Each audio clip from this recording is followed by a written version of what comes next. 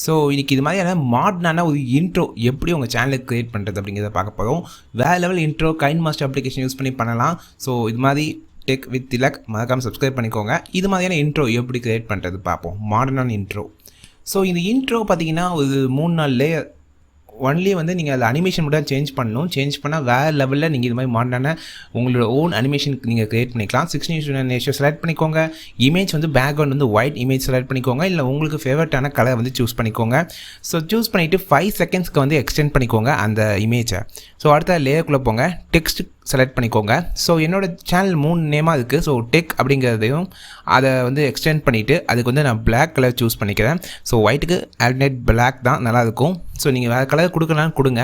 So நான் black select பண்ணிவிட்டு அந்த டெக்ஸ்ட்டை வந்து அப்படியே டூப்ளிகேட் பண்ணுறேன் 3. ஏன்னா எனக்கு வந்து 3 டெக்ஸ்ட் இப்போ தேவைப்படுது என்னோடய சேனல் நேமுக்கு. ஸோ அதனால் 3 நான் வந்து நான் டூப்ளிகேட் பண்ணிட்டேன். ஸோ இப்போ செகண்ட் இதை கிளிக் பண்ணி டெக் வித் அடுத்தது செகண்ட் நேம். ஸோ அதனால் வித் அப்படிங்கிறத டைப் பண்ணிக்கிறேன். ஸோ அதே நேரத்தில் 3வது வந்து திலக். ஸோ அதையும் நான் டைப் பண்ணிக்கிறேன். ஸோ எல்லாமே கரெக்டாக டைப் பண்ண பின்னாடி நீங்கள் எல்லாத்தையும் ரீஅரேஞ்ச் பண்ணி கொண்டு வாங்க. இப்போ நான் அரேஞ்ச் பண்ணுற மாதிரி. ஸோ ஃபர்ஸ்ட் பார்த்தீங்கன்னா மேலே டெக், அதுக்கப்புறம் கீழே வித், அப்புறம் திலக். ஸோ அதை வந்து டிஃப்ரெண்ட்டாக நீங்கள் வந்து க்ரியேட் பண்ணிக்கலாம். உங்களுக்கு எப்படி இந்த அனிமேஷன் வேணுமோ அந்த அளவுக்கு நீங்கள் க்ரியேட் பண்ணிக்கலாம். எப்பயுமே வந்து எந்த வீடியோ பார்த்தாலும் பேசிக்காக கற்றுக்கோங்க. கற்றுட்டு உங்களோட ஓன் க்ரியேஷனை உங்கள் ஓன் க்ரியேட்டிவிட்டியை வச்சு நீங்கள் வீடியோ பண்ணுங்கள். நான் எல்லாத்துக்கும் சொல்கிறது அதுதான். எப்பயுமே எல்லா வீடியோஸும் நான் தான் சொல்கிறேன். எல்லாமே கற்றுக்கலாம். கற்றுட்டு ஓனாக க்ரியேட் பண்ணுங்கள் உங்களோட ஸ்டைலில். அப்போ தான் ரொம்பவே சூப்பராக இருக்கும்.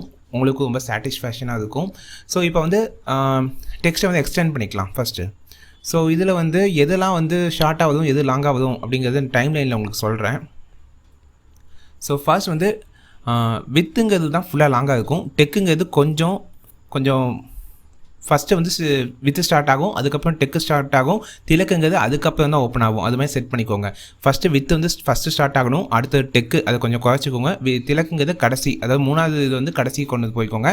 பின்னாடி அதே மாதிரி தான் வித்து கடைசியாக முடியணும், டெக்கு அதுக்கப்புறம் அதாவது டெக்கு வந்து ஃபஸ்ட்டு க்ளோஸ் ஆகும், திலக் அதுக்கப்புறம் க்ளோஸ் ஆகும். அந்த நடுவில் இருக்கிற வேர்டு வந்து கடைசியாக க்ளோஸ் ஆகும்.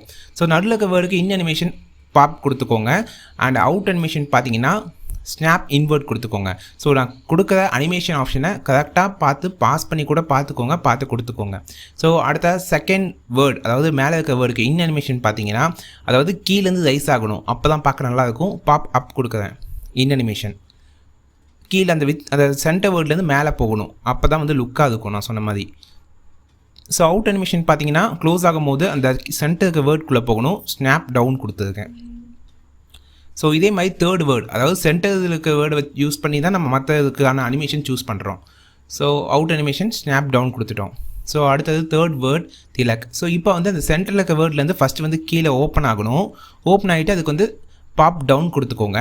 அண்ட் அவுட் அனிமேஷனில் திரும்ப க்ளோஸ் ஆகணும், அந்த வித்துக்குள்ளேயே போகணும் அந்த டெக்ஸ்ட். அதனால் வந்து நான் வந்து ஸ்னாப் அப் கொடுக்குறேன்.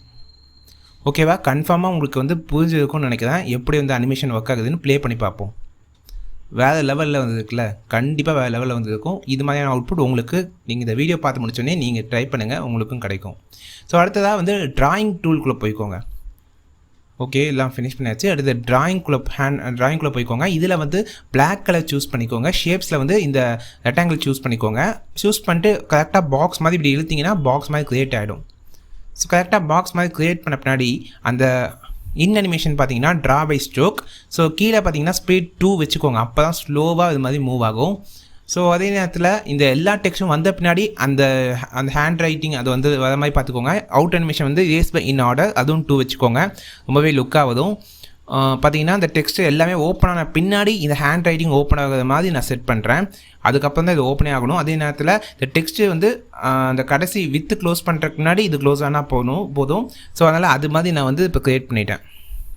ஸோ இப்போ உங்களுக்கு இந்த அனிமேஷன் கிடச்சிருச்சு. ஸோ இதை பார்த்துட்டு மறக்காமல் சப்ஸ்கிரைப் பண்ணிக்கோங்க, லைக் பண்ணிக்கோங்க. ஏன்னா ஒவ்வொரு வீடியோவும் கஷ்டப்பட்டு தான் க்ரியேட் பண்ணுறேன். ஸோ மறக்காமல் லைக் அண்ட் சப்ஸ்கிரைப் பண்ணிக்கோங்க. உங்கள் ஃப்ரெண்ட்ஸ் கூட ஷேர் பண்ணுங்கள்.